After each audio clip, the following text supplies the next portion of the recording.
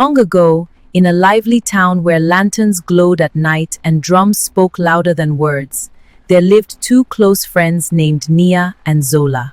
They had grown together like twin trees by the river. Wherever one went, the other followed. If Nia laughed, Zola laughed louder. If Zola cried, Nia wiped her tears. The elders of the town often said, "Friendship like theirs is stronger than the baobab roots." The elders are right. Our friendship feels so strong. It does. It's stronger than anything. Look at them. The elders of the town often said, "Friendship like theirs is stronger than the baobab roots." But as the old storytellers always warn, even the strongest rope can break if one strand is cut. One season, a wealthy traveler passed through the town. Before leaving, he gifted the village a calabash filled with gold coins. He said to the chief, "Let the most trustworthy people guard this until I return." The chief thought carefully and chose Nia and Zola because everyone believed their friendship was honest and pure. "Guard it together," he said. So the calabash was kept in Nia's home and the two friends watched over it. At first, everything was peaceful, but slowly, a dangerous thought began growing in Zola's heart. Each day she saw the calabash sitting quietly in the corner, full, heavy, golden.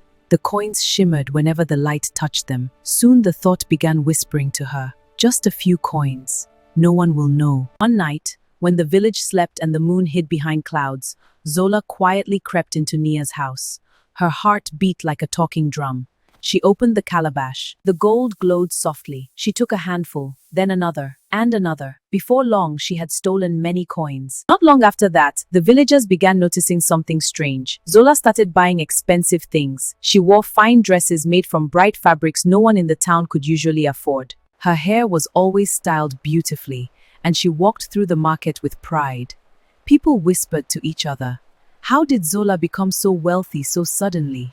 Whenever someone asked, Zola would smile and say, "My uncle who lives in the city sent it for me." But some of the elders looked at her carefully, because sudden riches often carry hidden stories. Weeks later, the traveler returned.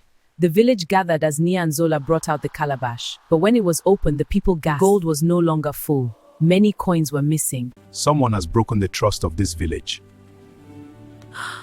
It was you. It must be Nia.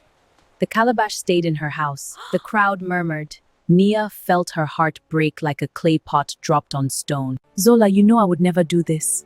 The traveler stepped forward. "I have traveled across many lands," he said, "and gold has a strange way of revealing the truth." Whoever stole from this calabash will not be able to hide their guilt. One by one, the villagers touched the coins. Nothing happened. Then Zola stepped forward. The moment her fingers touched the gold, her face changed.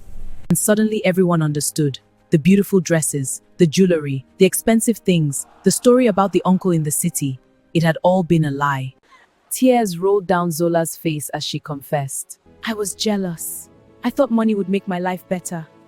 But Nia's sadness was deeper than anger. She said quietly, "Gold can be returned, but trust, once broken, is harder to mend than a shattered pot." The friend who betrays you for gold will one day discover that gold cannot buy back a lost friendship.